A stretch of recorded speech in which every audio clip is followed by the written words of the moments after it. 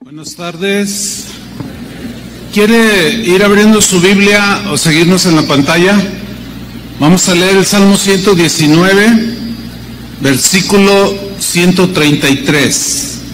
Seguimos con la serie El orden de Dios. Hoy es el tema número 8. He titulado Ordena mis pasos con tu palabra. Es una oración que David hacía a Dios. Ordena mis pasos con tu palabra. Vamos a leer. Dice así, Salmo 119, 133. Ordena mis pasos con tu palabra, y ninguna iniquidad se enseñoree de mí. Ninguna maldad me controle y me domine. Ordena mis pasos con tu palabra, Señor. Pues estamos a unos días de que el año termine. Hay mucho por qué darle gracias a Dios, ¿no es cierto? La gente alrededor del mundo se prepara para recibir un año nuevo, 2020, y por tradición, el mundo, la gente, algunos cristianos también, otros no importa, en el caso de nosotros, celebran la llegada de un año nuevo con una cena, ¿cierto? Una cena. En esa última cena del año que termina, el platillo favorito es la superstición. Suena raro, ¿no? El platillo favorito es la superstición de millones de personas alrededor del mundo, porque ellos así creen. Ellos, por ejemplo, se ponen ropa color rojo interior, amarilla. Ellos creen que para atraer el amor a sus vidas. Otros encienden velas de colores porque dicen que el azul trae la paz, el amarillo la abundancia, el rojo el amor, el verde les trae salud, el blanco les trae claridad de pensamientos y el color naranja les da inteligencia. Otros preparan unas maletas y las dejan a la puerta de la casa. Ellos creen que para que el próximo año viajen mucho. Otros escriben 3 deseos. Otros, cuando hacen el brindis de la cena, le ponen un anillo a la copa. No sé si alguien se haya tomado con todo y anillo, no lo sé. Otros encienden todas las luces de la casa para que la luz ilumine todo lugar oscuro y se vaya la mala vibra, las energías negativas. Otros comen 12 uvas, cada uva representa un mes del año. Otros, en cuanto dan las 12, dan el primer paso del año con el pie derecho para que les vaya bien, etcétera, etcétera. Son supersticiones que la gente tiene porque todos desean feliz Navidad, feliz año, todos desean que les vaya bien, dicha y felicidad.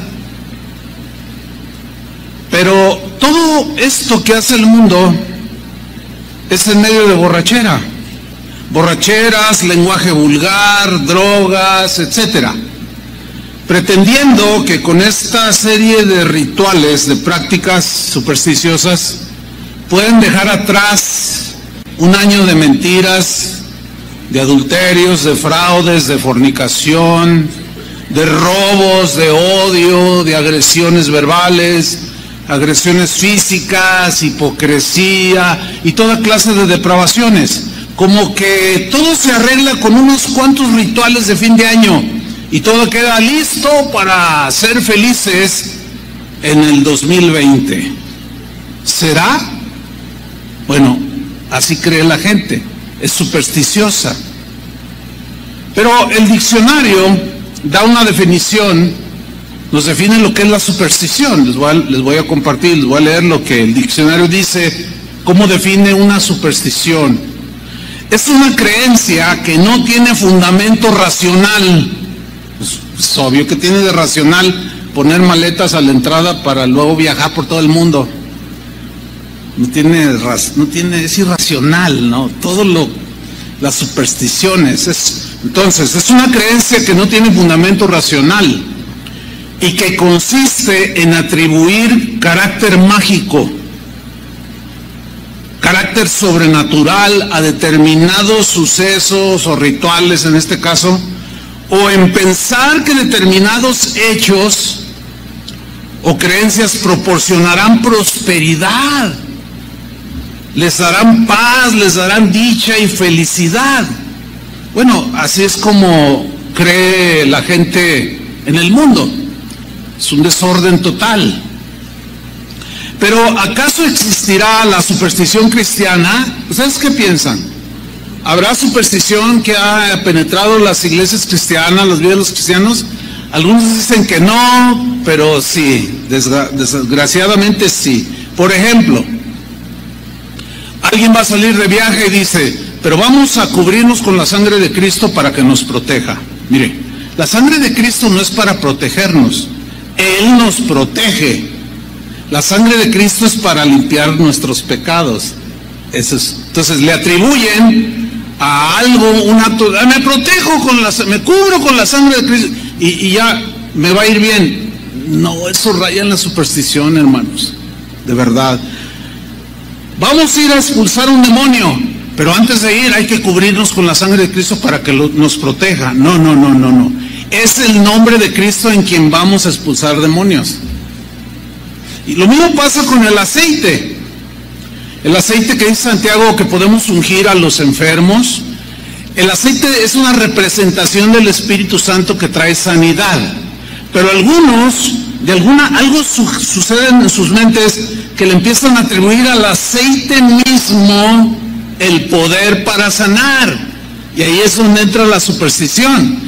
Y es donde se aprovechan los que abusan de la fe de la gente y de la ignorancia de la gente que va a las iglesias cristianas y dicen, hermanos, fui a Israel, traje 50 botellitas de aceite de oliva del huerto de Getsemaní donde Jesús oró. ¡Ay, yo quiero una! Vale $1,000 cada una, no le hace. Con a donde que usted va y unge todo, unge su carro, unge su casa, unge al perro, una ungidera por todos lados. Y le atribuyen al aceite poder milagroso. Eso es supersticioso, hermanos. Otros, a manera ritualista, recitan la oración de Jabez. Jabez era un personaje en la Biblia que quería hacer algo y oró al Señor, le dijo, Señor, prospera mi camino, bendice lo que yo haga. Y Dios le contestó su oración y lo prosperó y lo bendijo y le fue bien. Entonces muchos dicen, no, pues hay que repetir la oración de Jabez. Porque si a él se le respondió, también a nosotros, ignorando que el plan de Dios para Jabez, era bendecir su viaje. Pero esos toman esta oración de Jabez como algo supersticioso. Y usted repítala, usted dígala. Y caemos como en lo del Padre Nuestro, Señor. No, pues es que yo me he portado mal. Diga 10 Padres Nuestros.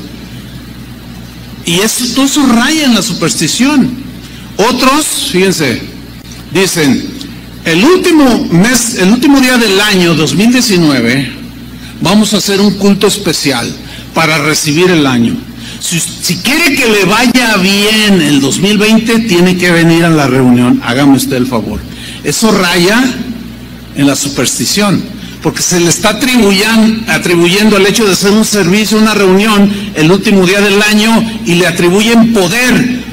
O sea, que si alguno por alguna razón no puede ir a ese culto, a ese servicio de fin de año, le va a ir mal. No, es Dios el que bendice, ¿sí o no? No el culto al que asistas el fin de año. O como se llena el internet en usted lo puede comprobar, el primero del año, ya que despierta, pone allí declaraciones para el 2020, nada más póngale así, va a haber una de, yo declaro prosperidad para ustedes y no habrá pobreza, y yo declaro que nunca te vas a enfermar, y yo declaro, y yo establezco, y yo digo.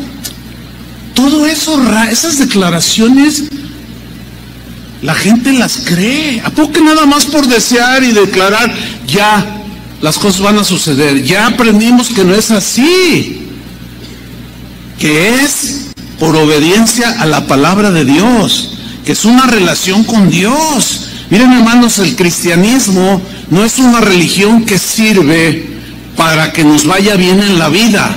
No, va mucho más allá. Tampoco es un conjunto de supersticiones o conjuros o declaraciones con lenguaje positivo de buenos deseos. No, los que no conocen a Cristo hacen lo mismo. En eso no consiste el cristianismo. El cristianismo consiste en vivir una vida que agrade a Dios. ¿Cuántos dicen amén? En eso consiste el cristianismo.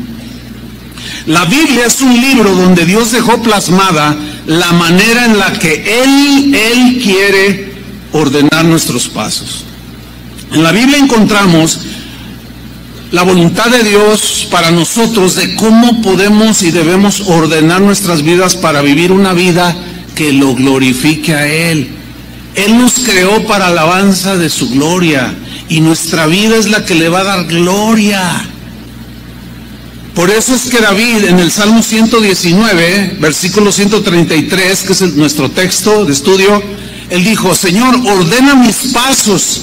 Pero luego añadió el centro del fundamento de cómo ordenar sus pasos. Ordena mis pasos con tu palabra. Digan todos, con tu palabra. Con su palabra. Y ninguna iniquidad se apodere de mí, me domine, me controle, se enseñoree de mí. No. Miren, toda esa corrupción moral de millones de personas no son borradas por supersticiones que ellos crean o por los buenos deseos que ellos tengan. No. Toda esa religiosidad que otros que a veces llenan las iglesias cristianas, toda esa apariencia de piedad, pero hay un doblez ahí, no es borrado creyendo las supersticiones evangélicas. No, no es así. Para los cristianos, las escrituras son el manual de instrucciones, es el manual de principios que nos enseñan cómo vamos a ordenar nuestras vidas. Cualquier persona que quiera ordenar sus pasos, que quiera ordenar su vida, su familia, su negocio, que entre en el orden, debe de ir a la palabra de Dios, debe de ir a la Biblia. No hay otra manera de hacerlo. Podemos leer gente que tiene mente brillante, pensamientos bonitos, brillantes, que tienen cierta sabiduría, pero es humana. Y como es sabiduría humana, está contaminada con el pecado. Pero la sabiduría que viene de lo alto de Dios es pura y limpia. Esa es la que necesitamos y esa está contenida en su palabra. Solo con la palabra de Dios podemos ordenar nuestros pasos. Vamos al Salmo 19, vamos a estudiar el versículo 7 y el versículo 8 del Salmo 19. Voy a leer estos dos textos. Dice así: la ley de Jehová es perfecta, que convierte el alma. El testimonio de Jehová es fiel, que hace sabio al sencillo. Los mandamientos de Jehová son rectos, que alegran el corazón. El precepto de Jehová es puro, que alumbra los ojos. Vamos a estudiar cada frase de estos dos versículos. La primera frase en el versículo 7 dice que la ley de Jehová, habla de la ley de Jehová. En el hebreo aparece el vocablo Torah o la Torah, que se traduce como la enseñanza de Dios. La ley, la Torah, es la enseñanza de Dios. Esto significa que Dios nos ofrece de manera gratuita, bondadosa, su enseñanza de cómo podemos vivir una vida ordenada. La Biblia, pues, es la enseñanza de Dios para cada aspecto de nuestras vidas. Cualquier área que tenga que ver con el ser humano, la Biblia contiene una enseñanza que es perfecta. que es exacta para las necesidades de cualquier ser humano, y no, al ser perfecta, no necesitamos nada más. No necesitamos ni psicología, que tiene lo suyo, ayuda al nivel del alma solamente, pero no tiene el poder que tiene la palabra de Dios, que dice en Hebreos 4:12, que la palabra de Dios es viva, o sea, que produce está viva y produce vida. La palabra de Dios es viva y eficaz, o sea, eficaz significa que obra a favor tuyo, transformándote. La palabra de Dios es viva y eficaz y es más cortante que cualquier bisturí, que toda espada de dos filos. O sea, que de tajos ¡zas!, corta el cáncer espiritual, el pensamiento que te perturba o que te lleva por otros caminos. Eso tiene de poder la palabra de Dios, pero va más allá, que penetra, dice, hasta las coyunturas, hasta los tuétanos, y llega al rincón más profundo del corazón, del interior del ser humano, y penetra hasta partir el alma, la divide en dos, lo bueno de lo malo, lo que hay en nuestra mente y corazón, lo divide en dos y lo corta, lo discierne los pensamientos del corazón del hombre. Entonces, la psicología tiene lo suyo, pero es muy limitada, porque es generada se concibe en la misma mente humana y no tiene el poder de la palabra de Dios para transformar. Nos basta pues la palabra de Dios, no necesitamos añadirle pensamientos brillantes de gente que tiene mente brillante, que tiene sabiduría, tiene conocimiento, pero sus silogismos o sus expresiones, aunque suenen bonito, no tienen el poder que tiene la palabra de Dios. Amén. Nos basta la palabra de Dios. Por eso es que Pablo le dijo a su discípulo Timoteo, cuando iniciaba su ministerio como pastor, le dijo lo siguiente, en primera carta de Timoteo capítulo 6, versículo 3, primera Timoteo 6:3, le dijo así: si alguno enseña otra cosa, si alguno, cualquiera, enseña otra cosa se refiere a algo distinto a la palabra de Dios. Si alguno enseña otra cosa, sea quien sea, dice, y no se conforma, no le bastan las sanas palabras de nuestro Señor Jesucristo. Miren qué frase, las sanas palabras de nuestro Señor Jesucristo. Y a la doctrina que es conforme a la piedad, toda aquella que te despierta devoción, respeto, temor a Dios, esa es doctrina piadosa. Si a alguno no le bastan las palabras de Jesús, ni la doctrina que es conforme a la piedad, está envanecido, enorgullecido, nada sabe. Por eso la misma Biblia dice, no le quites ni le aumentes, no le añadas, no le quites la palabra de Dios, porque si alguien hace eso, se mete en problemas con Dios, porque él está mutilando el mensaje de Dios y lo está presentando de una manera distorsionada, que en lugar de traer beneficios, daña a las personas, porque la palabra de Dios, como espada de dos filos, hace a veces dos funciones. Cuando es bien entendida, bien explicada, la gente es confrontada y transformada, pero hay quien la puede usar torcida para sus propios fines y eso mata a las personas. Ahora, volvamos al Salmo. ¿Cómo es la ley de Jehová? El Salmo 19:7. ¿Cómo es la palabra de Jehová? La ley de Jehová, la enseñanza, la Torah, ¿cómo es? Es perfecta. Digan todos fuerte, es perfecta. Ok. Tamim es el vocablo hebreo que traduce por perfecta. La palabra de Dios es tamim, perfecta, que significa completa. Es decir, no le falta nada. Significa cabal, algo que es exacto. ¿Sí? Significa íntegra, que no le falta ningún ingrediente. Es como una receta perfecta. Para cualquier situación, cualquier cosa que tenga que ver con la problemática humana, la palabra de Dios es cabal, es exacta, no le falta ningún ingrediente porque es íntegra, tiene todos los elementos para transformarnos, ¿sí? También se traduce por sin tacha, es decir, sin error, y se traduce también como verdadera. Entonces, la enseñanza de Dios es completa, es cabal, es íntegra, sin tacha, sin error, y es verdadera. Pero esta definición de verdadera es la verdad de Dios, pero en sentido absoluto. ¿Por qué? Porque cada ser humano tiene sus verdades, ¿no es cierto? Hay quien cree que poniéndose ropa de cierto color va a traer el amor, hágame favor. Bueno, esas son sus verdades. Cuando nosotros llegamos a Cristo, tuvimos un pasado, una forma de vivir, donde fuimos acumulando a través de nuestros años un montón de conceptos que para nosotros eran verdades.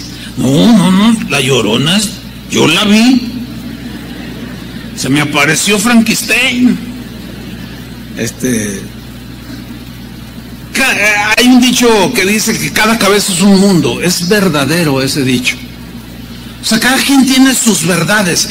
El problema con esto es que cuando llegamos a Cristo, la verdad absoluta se pelea con nuestras verdades que traemos almacenadas ahí. Por eso, en el mismo Salmo 119, versículo 9, David le da un consejo a los jóvenes. ¿Cuántos jóvenes hay aquí? A ver, todos somos jóvenes.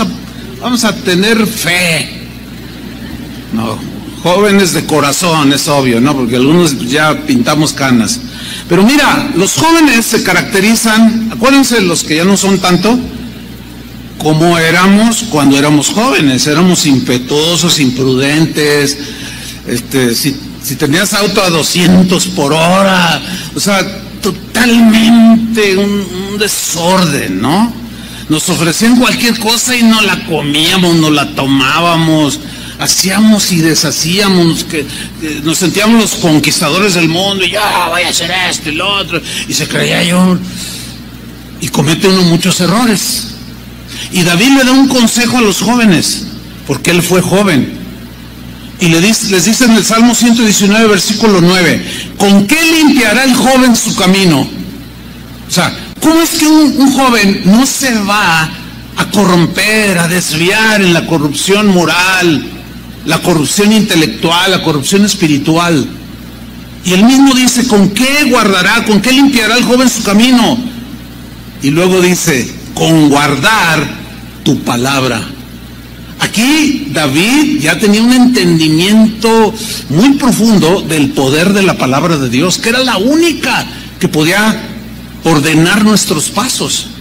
En el mismo Salmo 119, versículo 67, David mismo dice lo siguiente: antes que fuera yo humillado, o sea, cuando andaba en orgullo, cuando andaba desordenado, cuando hacía lo que bien me parecía, cuando no tomaba en cuenta la sensibilidad, ni los derechos, ni los límites que debemos de tener hacia otras personas, cuando yo andaba sin Dios, cuando andaba en el total desorden, antes dice que fuera yo humillado, descarriado andaba.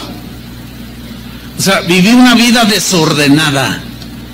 Una persona, cuando la Biblia habla de una persona descarriada, se entiende del redil, de las ovejas, se sale del redil. Al descarriarse, empieza a vivir una vida desordenada, como el hijo pródigo, ¿se acuerdan? Se salió de la casa del padre, llevaba el dinero en su mano y empezó a gastarlo con rameras, con todo lo que en aquel tiempo y todos los tiempos se le ofrece al ser humano que quiere vivir en el desorden. Hizo lo que quiso, estaba descarriado. Entonces David dice, antes que fuera yo humillado, descarriado andaba, pero Dios tuvo que hacerme morder el polvo, así como a Pablo. ¿Se acuerdan? Que perseguía a los cristianos, respiraba amenazas contra ellos, Y mientras iba con cartas que los sacerdotes le habían dado para prender a los cristianos y llevarlos a la cárcel, Jesús lo enfrentó en el camino y lo derribó y lo hizo morder el polvo. Y cuando se levantó un hombre transformado, dispuesto a ordenar sus pasos, y nos dejó 3/4 partes del Nuevo Testamento con puras instrucciones dadas por el Espíritu Santo para ordenar nuestras vidas. Denle un aplauso al Señor. Amén.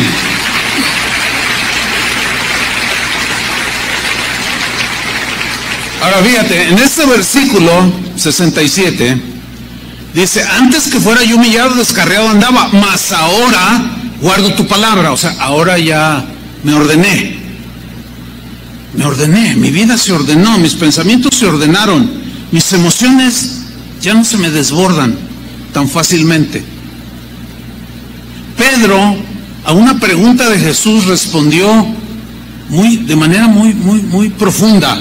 Cuando Jesús les dijo: ustedes también se quieren ir, porque un grupo de discípulos lo seguían nada más porque les había dado de comer. Les dijo: ustedes me siguen porque ayer les di de comer. Y se sintieron ofendidos y se fueron. Y Jesús les pregunta: ¿ustedes también se quieren ir? Y Pedro le responde: ¿a quién iremos? ¿A Platón, que ya era muy famoso en ese tiempo? ¿A Sócrates? No.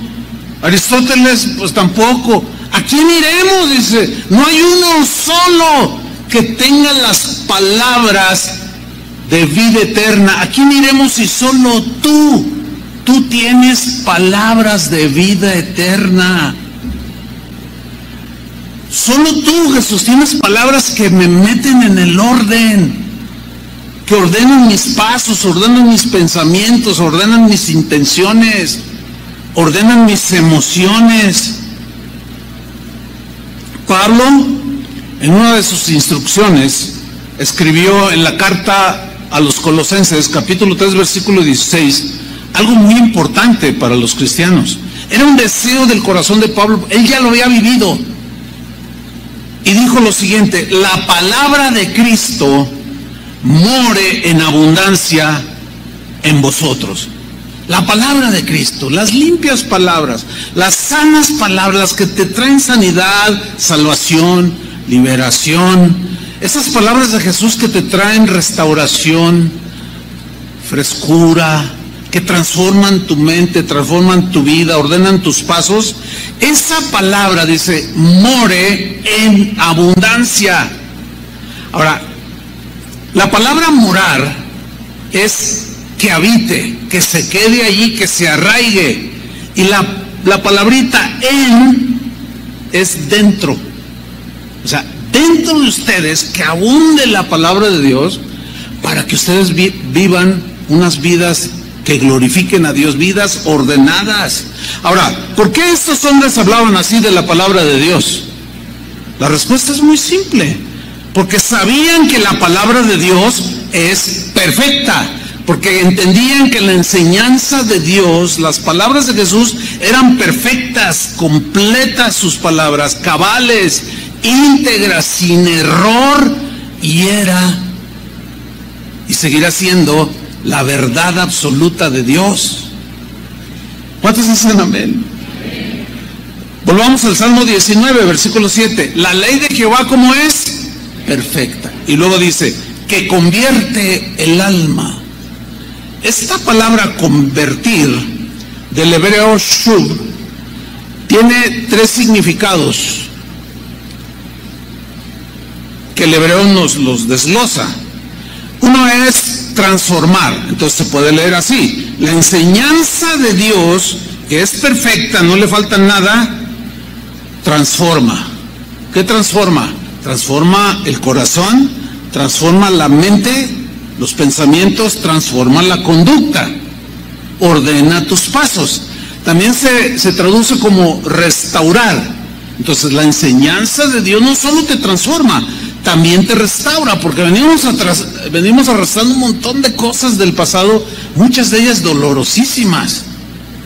Un hombre me decía, un hermano me decía en una ocasión: ay, pastor, fíjese, yo era un hombre muy frío, Y mi esposa me reclamaba y me decía, tú eres muy frío, no me tomas de la mano, no me dices cosas cariñosas, a tus hijos les hablas, no los sabrás, abrázalos, dile que los amas, ellos necesitan sentir que los aman, los amas y los abrazas. No, pues es que así soy, así crecí. Dice, pastor, es que, mire, yo crecí en un lugar donde mi padre era un hombre frío, era un hombre brusco, él nunca nos hacía un cariño, él nunca menos nos abrazaba, mucho menos nos daba un beso, y mucho menos nos dijo, yo no recuerdo alguna vez que me haya dicho, hijo, te amo mucho. Es más, mi padre nunca, ni siquiera jugó conmigo cuando yo era un niño. Entonces, yo crecí así. Pero ahora que conocí a Cristo, dice, todos esos recuerdos, todas esas cosas dolorosas que yo venía arrastrando, el Señor fue restaurando mis recuerdos, mi mente, convierte el alma. No solo la transforma, la restaura. ¿Me explico? La sana, la limpia. Pero también se traduce por refrescar. Y viene un refrescamiento, una novedad de vida. Como cuando Pedro, en su discurso ahí en el libro de los Hechos, cuando el Espíritu Santo descendió sobre de ellos y la gente estaba impresionada. Y, señores, ¿qué haremos?, les preguntan a los apóstoles, y Pedro responde, arrepiéntanse y conviértanse, para que vengan de la presencia del Señor tiempos de refrigerio, tiempos de frescura.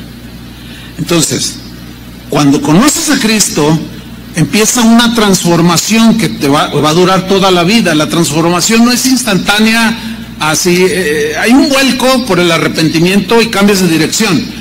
Pero la transformación, la conversión del alma, es que Dios va quitando esos pensamientos que no son de acuerdo a los de Él, porque Él dijo que sus pensamientos son mejores que los nuestros, ¿cierto? Que sus caminos son mejores. Entonces yo te voy a alinear a mis pensamientos. Yo nunca, en otras palabras, como si Dios nos dijera, yo nunca me voy a rebajar al nivel terrenal de tus pensamientos, ni de tus caminos. Tú tienes que subir a la altura de mis pensamientos. Si quieres volar como las águilas, si quieres caminar y ordenar tus pasos, tienes que caminar mis caminos, que son buenos, que nos llevan a la vida eterna, que nos llevan al orden. Porque la misma Biblia dice que hay caminos que al hombre le parecen, ¿qué? Rectos, pero su fin es camino de muerte. Al hombre le parecen rectos, es su verdad, es su intención, es su deseo, su creencia, pero terminan en la muerte.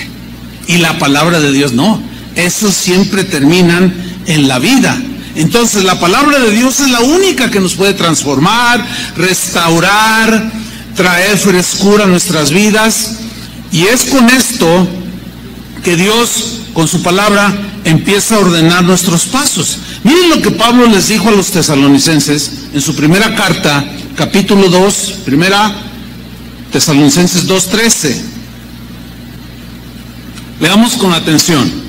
Dice así: por lo cual, también nosotros sin cesar damos gracias a Dios. ¿De qué daba gracias a Dios Pablo? Ahí viene. De que cuando recibisteis la palabra de Dios, recibisteis la palabra de Dios que oísteis de nosotros, miren cómo la recibieron. La recibisteis no como palabra de hombres. Nosotros no somos como Aristóteles, ni Platón, ni Solón, ni los grandes pensadores griegos. No. Porque lo que yo les traje, decía Pablo, era la palabra que los transforma, que ordena sus pasos, que los renueva, que los cambia, que los restaura y les da frescura para que vivan su vida como una lechuguita así bien fresca. No, dice, ustedes cuando recibieron la palabra, la recibieron no como palabra de hombres, sino según es en verdad la palabra de Dios, la enseñanza de Dios, que es perfecta, la cual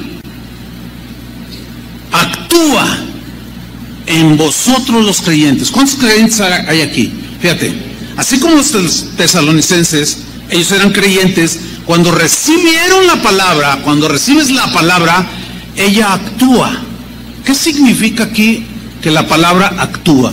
En el griego da la idea de obrar de manera eficaz en el interior de una persona. O sea que es lo ideal para hacer nacer de nuevo a una persona. Es como una semilla de un fruto delicioso. Se siembra y sale ese fruto delicioso. La palabra de Dios obra de manera eficaz. Por eso es que la misma Biblia dice, no le añadas, no le quites, no le pongas. Nos basta la palabra de Dios, que es perfecta, es sin error. No tenemos que andar abrazando pensamientos de hombres que están contaminados con el pecado, porque Dios es puro.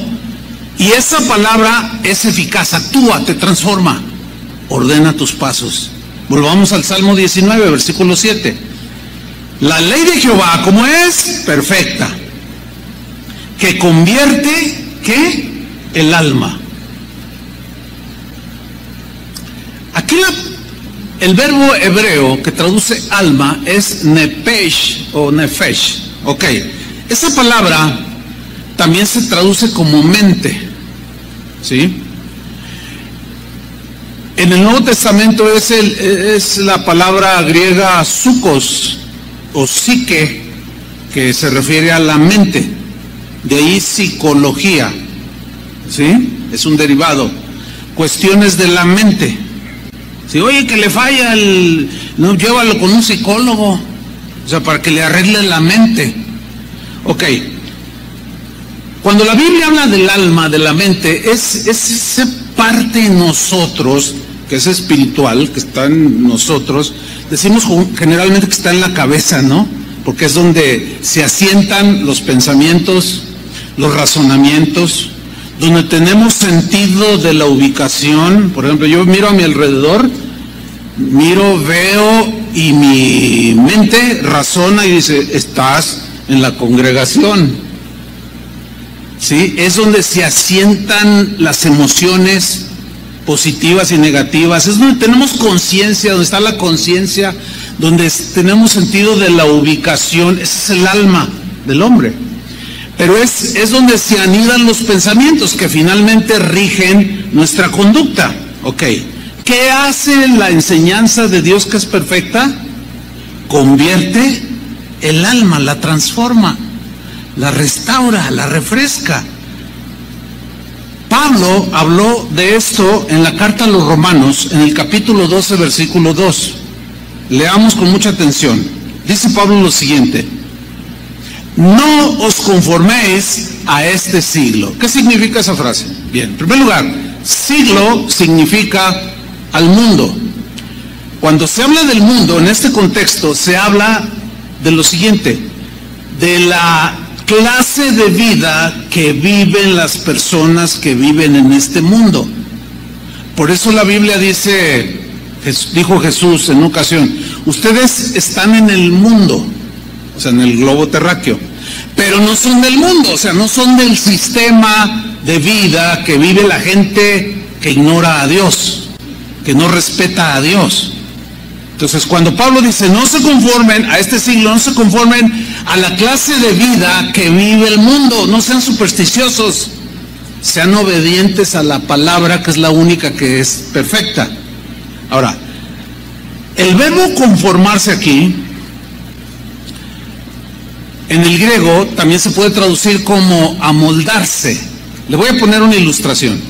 Usted quiere hacer una gelatina con una figura del Chavo del Ocho. Eso fue lo que se me ocurrió. Entonces usted tiene un molde, ¿no es cierto? Entonces usted ya prepara el líquido y todo y lo vacía en el molde. El agua tiene la cualidad, en este caso es una cualidad del agua, de acomodarse. Cuando coagula, después de que la metes en el refrigerador, que sacas la gelatina, sale con la figura del Chavo del Ocho y su chipote chillón. Bueno, Fíjate bien, Pablo dice lo siguiente: no se amolden a la clase de vida, a los pensamientos, vida, conducta y desorden de la gente que no conoce a Dios. No sean tan fáciles de ser arrastrados por el mundo, no se conformen, o sea, no se amolden. En el caso de nosotros no sería una cualidad como lo es en el agua, en nosotros sería trágico, porque nos puede arrastrar y llevarnos a la apostasía. Entonces Pablo es muy contundente: no lo hagan. Pero luego añade pues el ingrediente que complementa el por qué no nos amoldemos. Dice, sí, no, o sea, hagan lo contrario. Y luego dice, transfórmense, transformaos. En el griego aparece la palabra metamorfo, de donde viene metamorfosis, que es lo que sufre, por ejemplo, una mariposa. Es un gusano, y cuando se está transformando, que está en el capullo, que empieza a salir las alas, está sufriendo ese fenómeno llamado metamorfosis. Está sufriendo una transformación. De ser un gusano, ahora empieza a sacar las alas y sale un insecto de los más hermosos que hay, ¿no es cierto? Dice, no, ustedes ya no se van a conformar así, ustedes se van a transformar, van a sufrir una metamorfosis, una transformación de un gusano, de algo feo a algo hermoso. Ahora, ¿cómo es? Por medio de la renovación, ¿de qué? De vuestro entendimiento. Y aquí la palabra entendimiento aparece en el griego la palabra suko o psiquis, que se traduce por mente. ¿Cómo vamos a ser transformados? Por la renovación de nuestra mente, que es el asiento de los pensamientos que vamos acumulando. Trajimos al mundo un montón de pensamientos que, híjole, eran terribles. Muchos de ellos eran totalmente irracionales, otros eran depravados, otros eran, bueno, toda clase de pensamientos. No se conformen, dice Pablo, sino transfórmense por medio de la renovación de su mente, para que comprobéis, ahora ya hay discernimiento, para que puedas comprobar cuál sea la buena voluntad de Dios. Fíjense, Dios siempre tiene buena voluntad. Cuando los ángeles dieron el anuncio de que había nacido el Salvador, ellos mismos cantaron y dijeron, buena voluntad de parte de Dios para con los hombres. Dios siempre ha tenido y seguirá teniendo buena voluntad. ¿Qué significa? Buenos deseos. Dios quiere que la gente sea bendecida. Dios quiere que la gente salga de las garras de Satanás. Él siempre tendrá buena voluntad. Entonces, por medio de la renovación de nuestro entendimiento, para empezar a ordenar nuestra vida, tenemos que renovar nuestra mente para comprobar los buenos deseos, las buenas intenciones que Dios tiene para nosotros. Cuál sea la buena voluntad de Dios, agradable y perfecta. Porque hay una voluntad de Dios que quiere bendecirte, que al ordenar tus pasos es agradable a Dios. Ver ese olor fragante cuando una persona entra en el orden y deja la maldad y empieza a limpiar sus pensamientos, su mente sucia, ¿sí? A veces nos dicen, no, ¿qué estás haciendo ahí en ese lugar? Te lavaron el cerebro. Dile, sí, porque lo tenía bien sucio, más sucio que mi estufa en mi cocina. Pero me limpió, me cambió, me transformó y me refrescó. Comprobar cuál sea la buena voluntad de Dios, agradable y perfecta. Hay una voluntad de Dios para ti, en lo individual, pero tú tienes que descubrirla. Ay, es que no entiendo. Ay, es que no puedo. En la noche me asusta el gato. Es que el otro día me pasé una escalera y dije, ay, me va a ir mal el 2020. ¿Qué es eso, hermano? Tienes que sacar toda esa basura. Esas son supersticiones. Ahora, empiezas a renovar tus pensamientos. Empiezas a entender la voluntad de Dios. Y dices, ay, Señor, fíjate, ¿y tú qué tanto me quieres bendecir? Y yo ahí voy. Por eso es necesaria la renovación. Entonces tú terminas al paso de los años diciendo, qué bueno es Dios. siempre quiso lo bueno para mí. Mira lo que ha hecho Dios en mi vida todos estos años. Por esa razón, dada la importancia de este punto, Pablo le dio otra instrucción pastoral a Timoteo. Fíjate lo que le dijo en la segunda carta a Timoteo, capítulo 4, versículo 1. Le dijo de manera suena fuerte, pero vamos a explicarlo. Le dijo así: Timoteo, te encarezco delante de Dios. O sea, te pongo enfrente de Dios, ahora que empiezas tu ministerio pastoral, y del Señor Jesucristo. Ahí estás enfrente de Él, que juzgará a los vivos y a los muertos en su manifestación y en su reino. Ellos ahí están. Dios te ha escogido para que seas un pastor, pero tienes tu principal responsabilidad, la tienes que cumplir. ¿Cuál era? Que prediques la palabra. ¿Por qué? Porque la palabra de Dios es perfecta, es la única sin mancha, es la única pura, es la única transformadora. Que prediques la palabra, que insistas a tiempo y fuera de tiempo. Aprovecha, Timoteo, cuando la gente se reúne, porque no siempre se reúnen. Ahorita estamos todos reunidos pues una vez a la semana. Es un error grave en los predicadores cuando empezamos una enseñanza y empezamos a hablar un montón de cosas. Ay, a ver, hermanos, allí, saludos a los que me están viendo en España, los que nos están viendo en Inglaterra. El otro día, fíjense, me mandaron unas mentas inglesas, miren qué buenas están. Y los españoles me mandaron allí de Sevilla, una paella.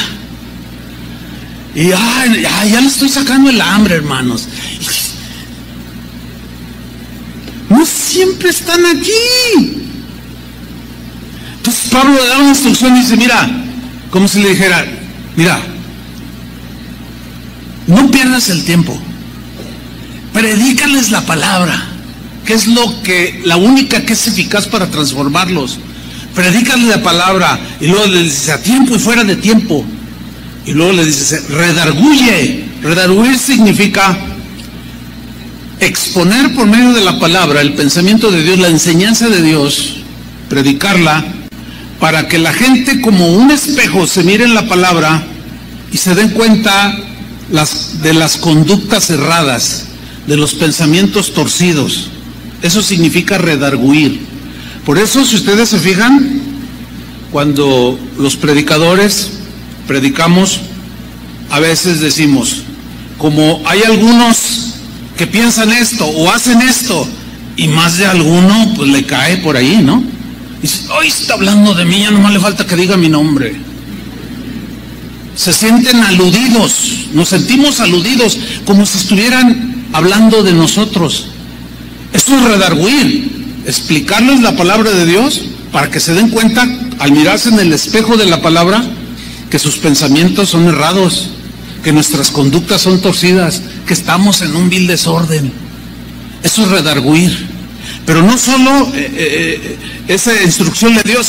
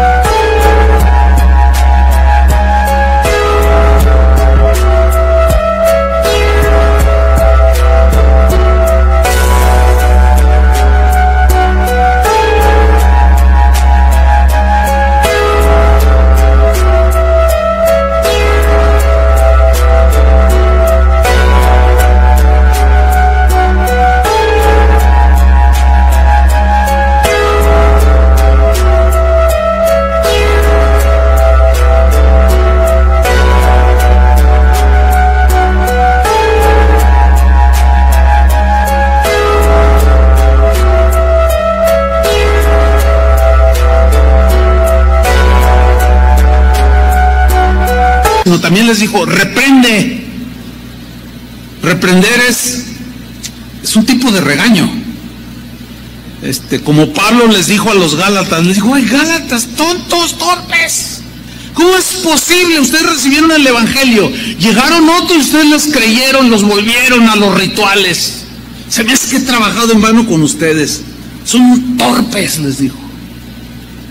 Y los regañó, y los Gálatas. Los reprendió. Y también se puede hacer la reprensión. Y usted tiene que entender esto, que es parte del ministerio pastoral: redarguir, reprender, meter el orden, desaprobar las conductas que llevan al desorden. Ya hablaremos un poco más de eso. Vamos a tener todo el 2020. Bueno, no tanto, ¿no? Pero vamos a tener tiempo para explicarlo. Entonces, redarguye, reprende, exhorta. Y aquí a mí me impresiona siempre el equilibrio en la palabra. No solo todo es redarguir, reprender, porque exhortar aquí significa alentar, consolar, animar el corazón de los creyentes. Y hay un equilibrio muy interesante, muy importante aquí. Y si todo esto, redarguir, reprender, exhortar con la palabra, hazlo con toda paciencia. ¿Por qué le dice con toda paciencia? Porque la transformación, hermanos, es paulatina. ¿Están conscientes que aunque somos cristianos, deseamos caminar en el orden, nos seguimos equivocando? ¿Sí están conscientes de eso? Tenemos que ser pacientes los unos con los otros. Porque en ese caminar, aunque sea el camino de Dios, a veces tropezamos y nos caemos. A veces nos desviamos un poco del camino. Y otra vez, a ver, vente para acá. Este es el camino, andad por él. Tiene que ser mucha paciencia. Y Pablo le dice a Timoteo, mira, como diciéndole, así como Dios es paciente contigo en tu transformación, en tu renovación y en tu ordenar, yo te estoy dando instrucciones para que pongas orden en la iglesia. Pero así como Dios es paciente contigo, Timoteo, tú tienes que ser con ellos. Interesante, ¿a poco no? Con toda paciencia y doctrina. Doctrina es enseñanza. Enseñanza de Dios. Es que no hay otra, hermanos. Volvamos al Salmo 19.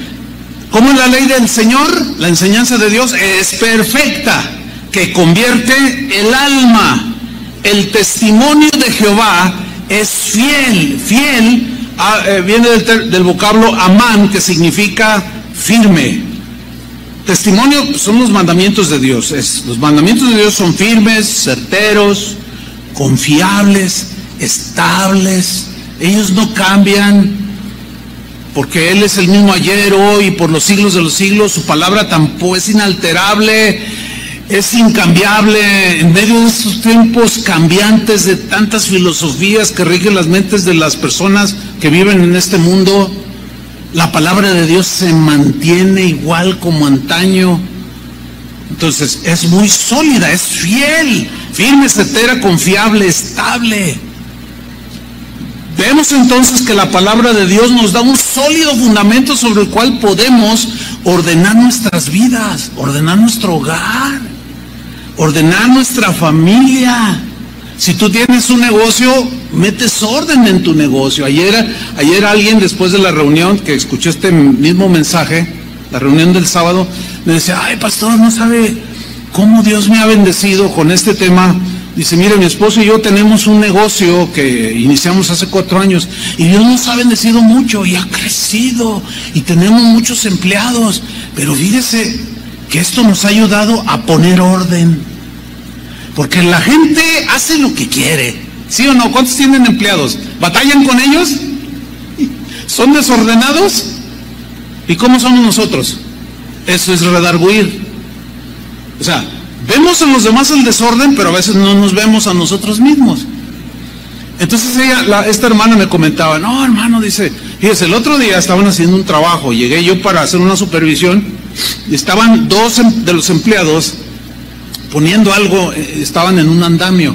Entonces, uno estaba enganchado de aquí, estaba abajo, y el otro estaba más arriba 2 metros y también estaba enganchado, pero no estaban enganchados ¿cómo se llama? Del muro, de la plataforma. Dice, entonces yo los vi y le tomé video porque son bien tremendos. Se caen y luego le echan la culpa a uno y lo demandan a uno y todo. Y hay un reglamento para observar las reglas de seguridad por el bien de ellos. Entonces yo me acerco y le digo, oye, no estás enganchado al tubular. Si te caes, cualquiera de los dos que se caiga arrastra al otro y se matan. Es que no me gusta, es que me siento desagusto. Sí, no razonan. Tienen esposa, tienen hijos y no se les prende el foco. Como no hace mucho, iba con un pastor, amigo mío, yo me dio un raya a un lugar y venía manejando y yo me fijé que no tenía su cinturón de seguridad. Le dije, oye, ¿qué? ¿Tú qué eres de plástico o qué? ¿Te cuida el ángel de Jehová o qué? ¿Por qué? Pues no traes tu cinturón de seguridad. No, es que me siento bien desagusto, me siento mal. Digo, no, mira, el cinturón está diseñado para traer seguridad, ¿sí o no? Pero fíjate lo que pensaba, es que no me siento a gusto. Mira, a la hora de un impacto de 30, 40, 60, así bajito, kilómetros por hora, es un golpazo. Te vas a estrellar de hoja con el volante, te vas a desnucar y vas a dejar viuda a tu esposa. Ay, de veras, ¿verdad? Pues aunque no te sientas bien, piensa. Y la palabra de Dios te ayuda a pensar. Y se lo puso. ¿Cuántos de ustedes, levanten la mano, que hayan sufrido un percance automovilístico y llevaban el cinturón de seguridad? Levanten la mano. Miré un montón. ¿Qué hubiera sido? ¿Cuántas veces no leemos las noticias? Algo que parecía leve, pero salió disparado por el parabrisas.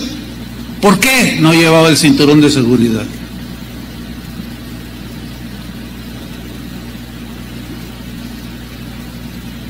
Un total desorden. Entonces dice esta hermana, la palabra de Dios me está ayudando. Les tomé un video y le dije, mira, ya te tengo en video, porque si tú te caes, luego vienen en contra de la empresa que tiene un manual de seguridad, y así yo me amparo. Y todavía de mala gana. Fíjate nomás, o sea, pero ahorita vamos a hablar de eso, porque dice que hace en el Salmo 19,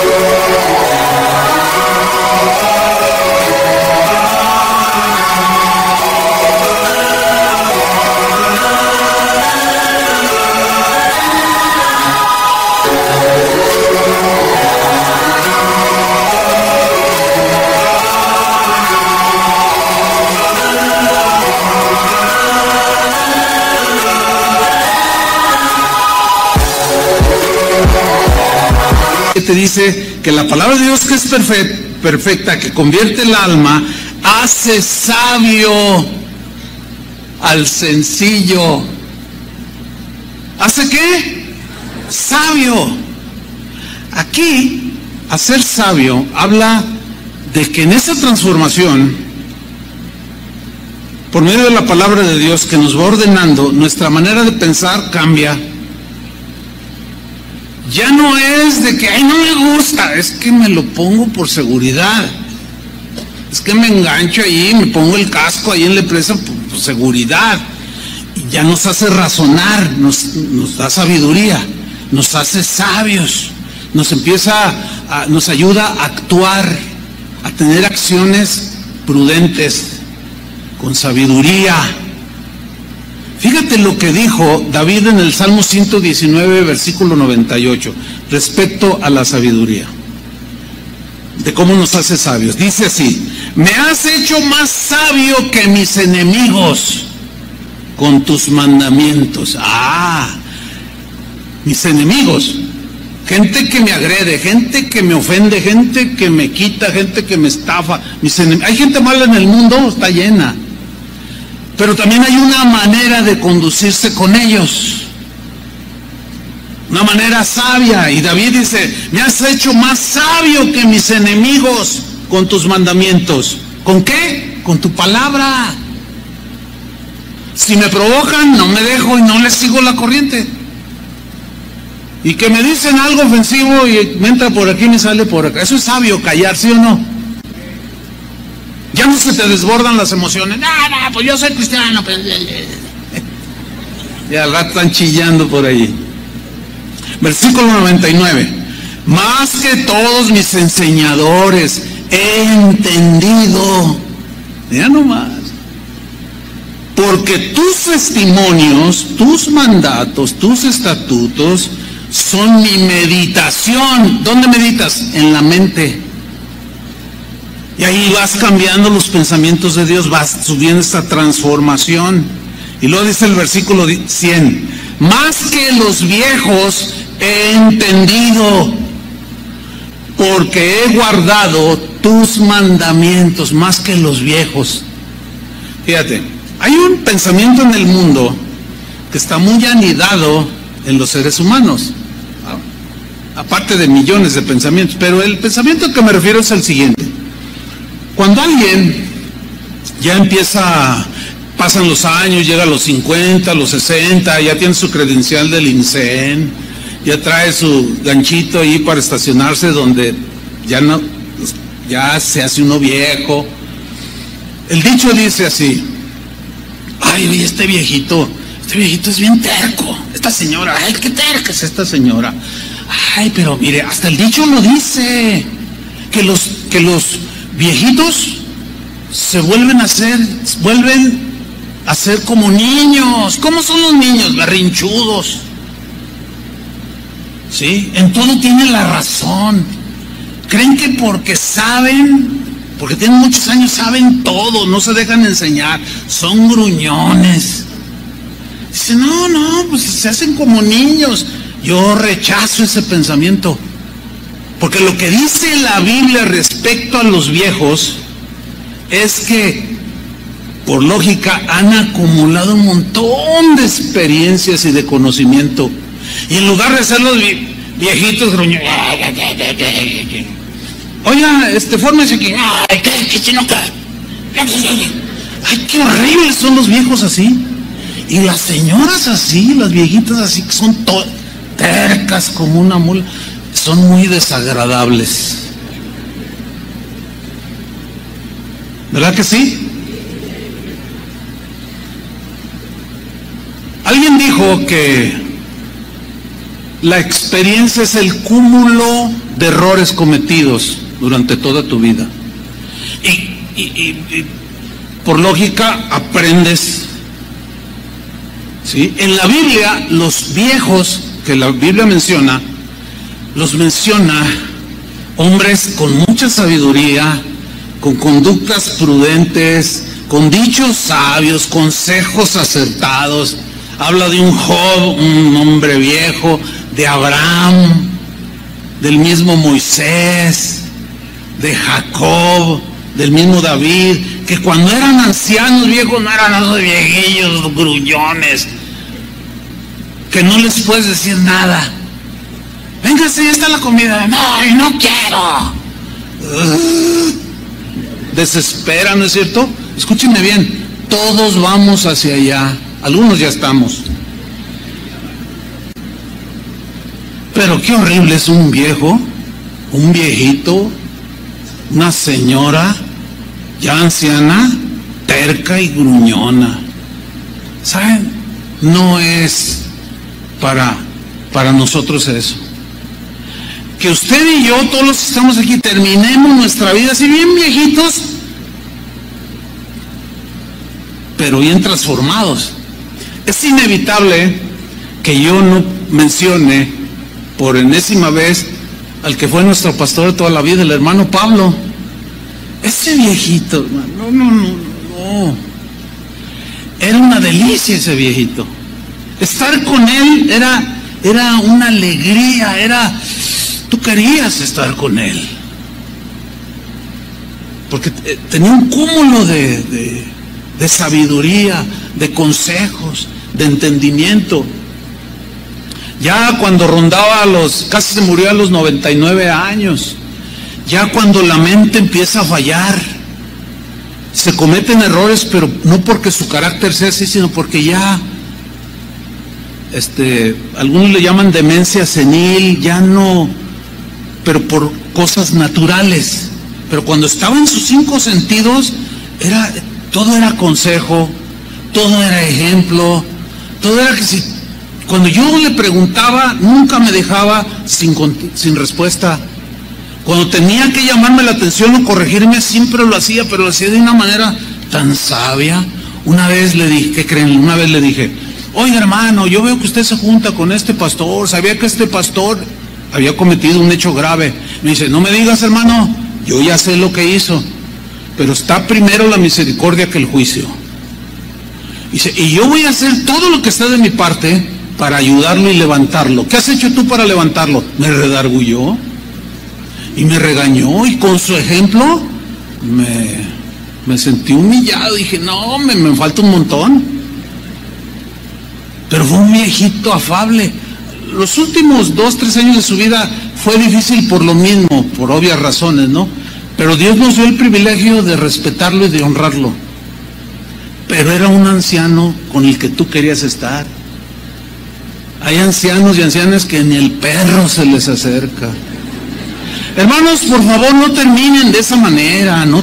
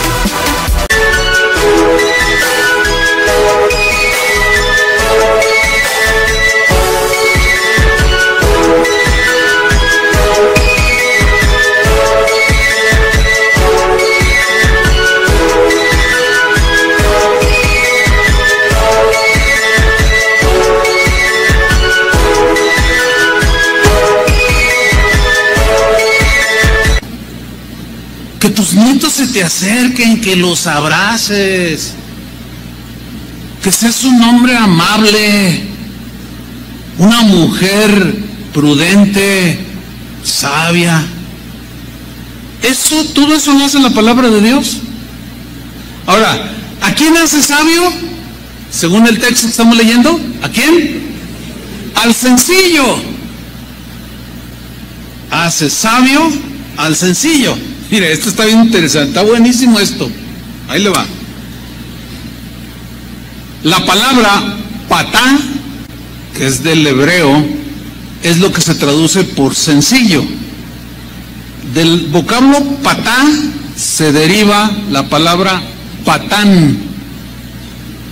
Ahora, el diccionario dice varios sinónimos de lo que es un patán o una mujer patana. ¿Cómo se dice? Bueno, hay los que estudian más de vocablos ahí, luego me la pasan. Porque yo digo, ¿cómo se dice? ¿Mujer patana? Bueno, patá se traduce por sencillo. El Señor hace sabio al patán. El diccionario define a un patán como un hombre grosero, una mujer grosera. Qué horrible es una mujer grosera, y también un hombre grosero. Otro sinónimo es vulgar. Hay hombres muy vulgares, pero hay mujeres vulgarísimas también. Es horrible ser una mujer vulgar. El otro día un hermano dice, ay hermano, vengo bien impactado, porque fíjate que estuve a punto de chocar y se me atravesó una señora y todavía se baja la señora, me empieza a decir una de groserías. Su camioneta bien lujosa y todo, se veía una persona, pues no, se veía pues así como que tenía educación, era la pura apariencia, porque tenía un lenguaje tan vulgar, y me dijo, bájate que yo, ponte conmigo. ¡Qué horrible! Esas feministas que andan por ahí rompiendo todo, son vulgares. O se ven muy bien. Por favor. Vulgar es alguien rústico, ordinario, simplón, es alguien tosco. Pero también hay una definición. Es un hombre bruto, rudo, ignorante. Eso es un patán. Un patán vive en total desorden, ¿sí o no? Eso éramos nosotros. Porque un patán es brusco, desordenado, grosero, vulgar, tosco, bruto, insensible.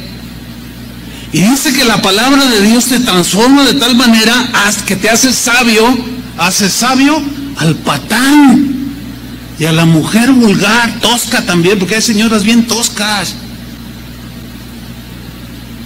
Y me cuesta trabajo decirlo, pero pues esa es la definición. Hay hombres brutos y también hay mujeres, me lo ahorro. Se me hace muy fuerte. Entonces, la palabra de Dios tiene el poder para ordenar nuestras vidas, hermanos, y quitarnos lo patán. ¿Cuántos dicen amén? Nos quita lo grosero, lo vulgar, lo rústico, lo ordinario, lo tosco, lo bruto, lo rudo y lo ignorante, y todo eso y más. Nos quita lo engañador, lo codicioso, lo orgulloso, lo mezquino, lo irresponsable. Mire, ayer que terminó la reunión también se me acercó una familia, una parejita joven con un niño como de 10 años, bien bonito el niño, y lo dice, pastor, le queremos enseñar una fotografía, a ver si identifica a la persona, a ver, y saca el celular, y lo ya, pum, y me lo pone, y le digo, ay, está bien feo. ¿Quién es tan feo? Y dice, ¿cómo que quién es, pastor? Usted lo está viendo, me dice él. Le digo, no, es que este hombre que está aquí está bien feo. O sea, se ve vulgar, se ve mal. Era yo, me dice. Mire, traía colgado un pentagrama satánico. Dice, yo era satánico, pastor. Si usted, un día le podré contar todo lo que yo hacía en el satanismo. Tenían los ojos blancos, o sea, se ponen como lentes de contacto, parecía Drácula el tipo. Entonces lo agarro así y le digo, a ver, y lo tengo aquí, y le digo, híjole, hasta tu expresión cambió. Dice, pastor, usted no sabe quién era yo. Y la esposa estaba contentísima. No, pastor, dice, mire, Dios lo ha transformado de una manera tremenda. Y dice el esposo, dice, mire, pastor, a mí nadie me predicó. Yo estaba haciendo unos ritos satánicos y yo me empecé a burlar de Dios. Dije, a ver, aquí estoy y que no sé qué. Y empecé a desafiar a Dios y que se manifiesta Cristo, dice. Y ahí caí de rodillas, estuve llorando. No me dio detalles, por eso no le cuento más. Dice, cuando yo me levanté de ahí, me arrepentí, rechacé todo lo de Satanás y empecé a buscar y di con casa de oración. Mire qué casualidad, ¿no?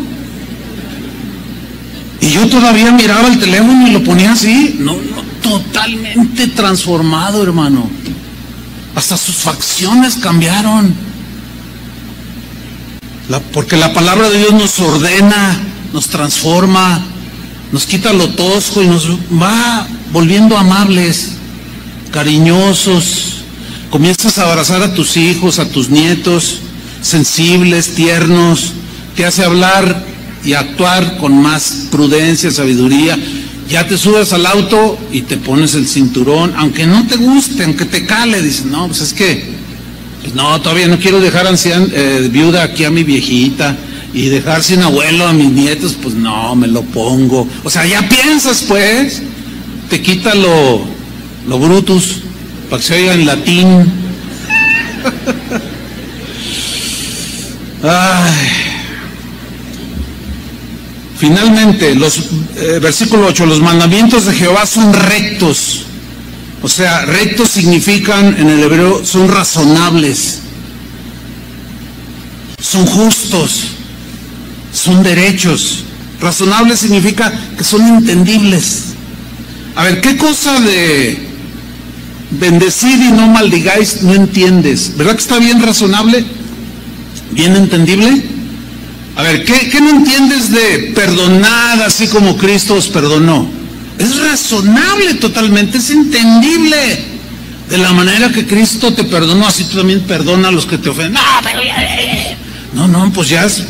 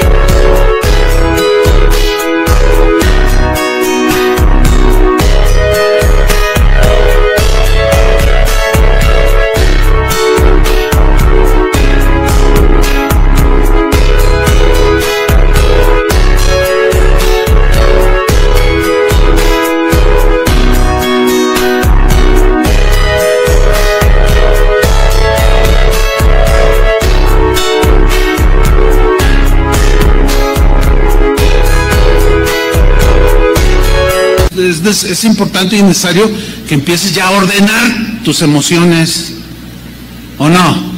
Empiezas a ordenar tus pensamientos. Pues sí, me hizo cosas bien feas, pero yo también se las hice a Cristo. Y si Cristo me perdonó, ya empiezas a razonar.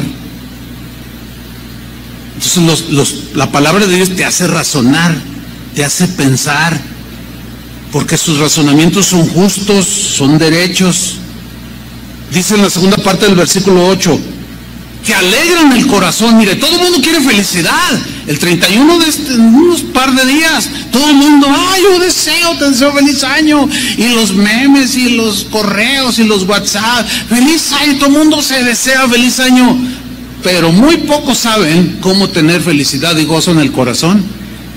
Pero usted sí sabe ahora, porque los mandamientos del Señor son rectos que alegran el corazón. También el hebreo tiene la idea de de que dan felicidad al corazón. Ahí está, no solo para el 2020, sino para toda su vida. Y a pesar de las circunstancias en las que usted esté, usted tiene gozo, contentamiento y felicidad en medio de todo lo que hay a nuestro alrededor. Eso es lo que hace la palabra de Dios, hermanos. Y finalmente en el versículo 8 mismo, dos frases más: el precepto de Jehová es puro. Puro significa que es claro. O sea, la idea es de que Dios nos habla claro. No nos dice cosas así rebuscadas. No, nos habla con claridad, con sinceridad. Salmo 18:8. Es decir, Dios siempre en su palabra nos habla con toda claridad y franqueza. Algunos cristianos, esto es lo triste, yo he notado que se ofenden porque se les habla con claridad la palabra de Dios. Y ellos dicen, lo toman a mal, fíjense nada más. No entienden lo que es redarguir o reprender. No lo entienden, no lo captan. Y lo rechazan, dicen, no, ahí son bien exagerados. Esto me lo han dicho muchas veces.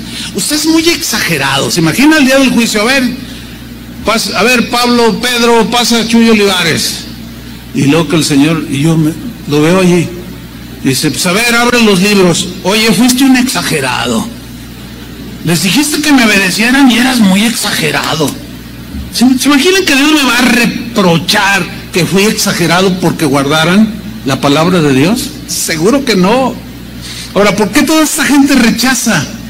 Y dice, ay no, ahí son muy exagerados, son muy religiosos. Porque no quiere dejar su vida desordenada. Por eso rechazan la palabra de Dios. Y ese, qué contradicción. Van a la iglesia para ordenar su vida, el Señor les habla con claridad y no les gusta. Bueno, hay de todo en la viña del Señor. Y finalmente podemos ver por qué David decía, ordena mis pasos con tu palabra y ninguna iniquidad se enseñoree de mí. Él sabía por qué, porque conocía el poder de la palabra de Dios. Quiero terminar con una paráfrasis de lo que hemos aprendido. Una paráfrasis es un escrito que hace, en este caso yo, de todo, como una síntesis. Así es que voy a hacer, usted lo va a entender perfectamente. Esa es una paráfrasis. Escribí lo siguiente: la enseñanza de Dios es perfecta, es completa, no le falta nada, es cabal, es íntegra porque tiene todos los ingredientes, no tiene error, es la verdad absoluta de Dios. ¿Para qué? Para convertirnos, para transformarnos, para restaurar nuestra mente, nuestra vida, para refrescar nuestras almas, el interior, lo más interior del ser humano. El testimonio de Jehová es fiel, es certero, verdadero, confiable y estable, y me hace sabio. Me enseña a hablar, a actuar, a conducirme con más prudencia, más sabiduría, y me quita lo patán. Me quita lo patán, me quita lo grosero, me quita lo vulgar, lo rústico, lo ordinario, lo tosco, lo bruto, lo rudo y lo ignorante. Eso me lo va quitando el Señor día tras día. Sus mandamientos son rectos, son razonables, son entendibles, que alegran mi corazón, alegran nuestro corazón y nos dan contentamiento, porque el precepto del Señor es puro, que alumbra los ojos de mi entendimiento. Por eso podemos decir y orar como David y decirle al Señor: Señor, ordena mis pasos con tu palabra. ¿Cuántos dicen lo mismo? Pónganse de pie. Levanta tus manos al cielo y dile: Señor, ordena mis pasos con tu palabra. En verdad quiero que mi vida te glorifique. En verdad quiero llegar, si es que es tu plan para mí, que llegue a ser anciano, que llegue a ser anciana, que se pueda ver toda la obra maravillosa que tú puedes hacer en un ser humano y terminar anciano, anciana, llena de días, como terminó Sara, como terminó Abraham mismo, como terminó Jacob, el rey David, muchos hombres que experimentaron el poder de tu palabra. Gracias te damos, Señor. Entendemos que esto es paso a paso, poco a poco, es una transformación paulatina. Por eso es que, hermanos, el Señor entiende que en esa imperfección seguiremos cometiendo errores, pero esos errores no es porque ya nos gocemos en ser desordenados, sino que estamos aprendiendo a ordenar nuestros pasos. Señor, oramos como David lo hizo: ordena mis pasos con tu palabra. Ordena nuestra familia, Señor, con tu palabra. Ordena mi negocio con tu palabra. Ordena todas las áreas de mi vida con tu palabra, que es exacta, es pura, clara y es la verdad absoluta. En el nombre de Jesucristo, que es camino, verdad y vida, te damos las gracias, Padre. En el nombre de Jesús. Feliz año y feliz vida con el Señor. Dios les bendiga. Amén.